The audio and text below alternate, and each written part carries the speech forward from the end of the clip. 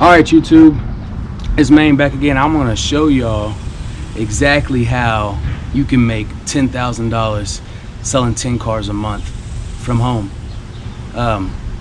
It's real easy to do, but honestly the first thing you really need to know how to do is how to work on cars. You can do it without knowing how to work on cars, but you really want to know how to work on cars because a mechanic will cut your profits in half.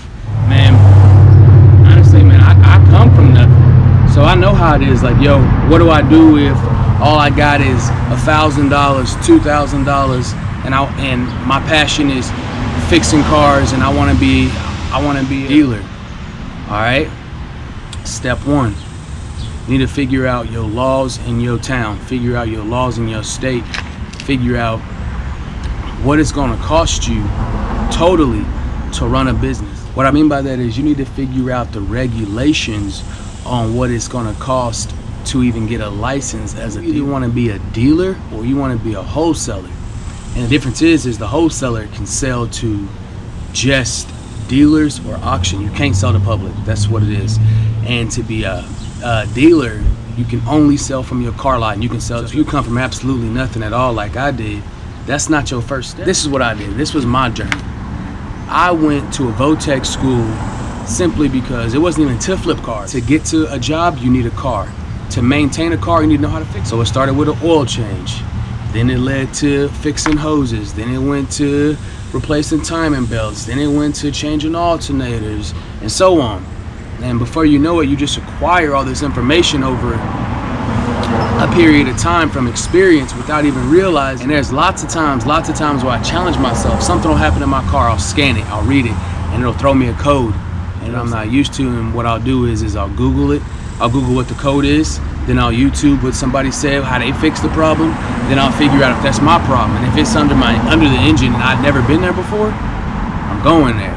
I'm gonna figure out, like, because where I come from is for you without a car. So if I open it up, I know who I am. I know I'm gonna be determined enough to finish the job.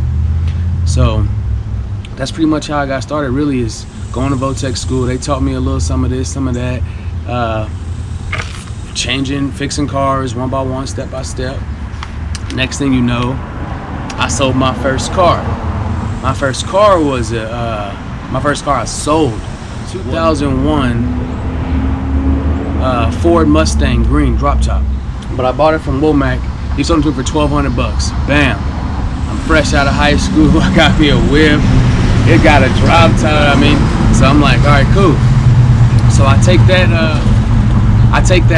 Bam! I'm driving, and every now and then I'm on the side of the road, and I'm like, what the? Oh shit! I got money flying everywhere.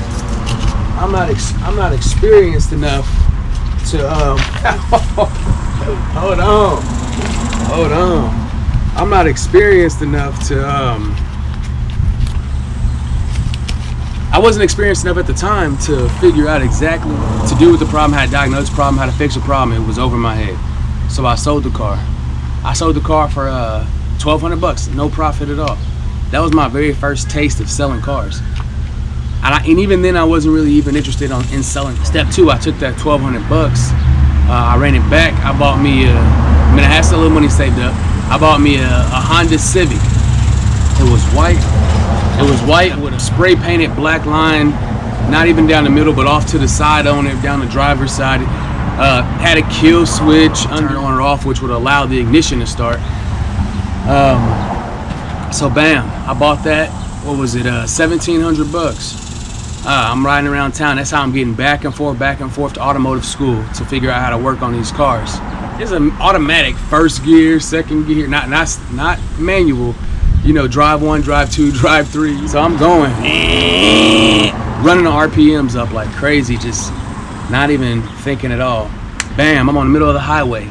Everything just shuts off except the power. I'm like, what the? I pull over to the side of the road, I'm stressing. I'm like, oh shit. But I wasn't stressing too hard because I'm in automotive services. But something real big about my automotive teacher is he gave you the information on where to get the information. He'd give you the tools and the place to work on it, but he wouldn't help everything go out on this car except for the power. And my homeboy Mark was with me, and he looking over at me, I'm looking over at him. I'm like, I did it now. I ended up calling the tow company, and I got it towed to my school, and I worked on that car for probably a week. and I walked to school. It's probably 2 miles, 3 miles away. I walked to school every day for a week because, for one, my car was there, and I knew without a car, I couldn't get to school. Without getting to school, I couldn't get a job. So ultimately, to me, I think you need a car to even live. Where I'm at right now, if you ain't got a car and you working at McDonald's and you walk in there, like, to me, no, I'm not knocking nobody that work at McDonald's. I put my 3 years in, but that ain't the type of money I'm trying to live off of. But anyway, so long story short, it was the timing belt. I fixed the timing belt on that car, and I called the whole classroom in. It was my first start. I didn't even start it up yet. I replaced the timing belt. One of the other students helped me out. I want to say his name was Gary. Yeah, Gary. And I ran into that man. He's actually a police officer in Oklahoma City now, so that's dope. I remember that man. He got up out of class. He said, man, look, you can have all my tools. This ain't for me. My parents made me do it. Walk straight out. Went to go be a police officer some odd years later. But anyways, I got the timing belt changed. And when I figured out it was a timing belt, you got it off. The belt was snapped. So that right there let me know very clearly that this has a problem and why you're not getting no crank, nothing. So bam, I put a new timing belt on there. That took me a week. No experience. My teacher wouldn't tell me how to do anything at all. He just told me where the information was to find it. Boom. I first start, it wouldn't start because the kill switch was off. I hit the kill switch, boom, started right up. Man, my teacher came up to me and he was like, you're a level 1 student and what you just did was level 4 worthy. Like, do you understand that? Basically, he was just telling me how proud he was of me. I was still young at the time, so I'm just like, man, get out of my face, bro. I asked if I could have been had to just help me out. But instead, I got 10 miles on my belt this week because on my feet, 10 miles on my Nikes, getting back and forth. Long story short, I ended up getting about a year's worth of schooling before I was like, I can do this by myself. So I got what I got. So when I got the information that I needed, I moved around. It is what it is.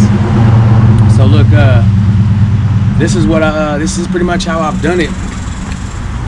So now, if I were you and you basically had $2,000 saved up, that's how much I would say comfortably start with, $2,000 to $2,500. And here's why. Because for one, you're gonna have to get your car either from A, the Facebook Marketplace, B, the car auction. You need to learn about your local car auctions. That is where I've bought a lot of cars. I've had a lot of success. And the reason why I've had success is because I do my own work on my cars. And let me explain. A lot of the cars that come through the car auction are from other dealers who ask their mechanic to fix the problem, and the mechanic's like, oh, it's going to cost you more to fix this car than it would to sell the car at the end of it. You won't make any profit, pretty much. So the owner of the store, the dealer, he takes that car and sends it through auction and just tries to get what he can out of it because his mechanic told him it'd be $800 to fix all the problems plus his labor. And so that would eat up his profit. He make like $100 profit, and it ain't worth it for him to do that when he can sell it down the line and make $700 profit. So by knowing how to do I would have took that car, got the work done for $250, made probably over $1,000 profit, just like that.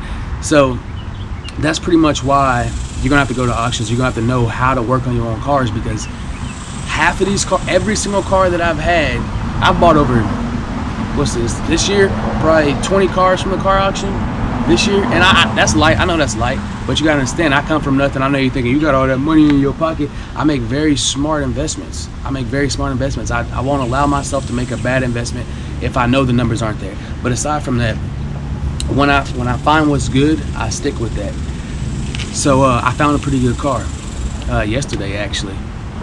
I'm gonna tell y'all more about that. But anyways, this is how you can make it in this industry.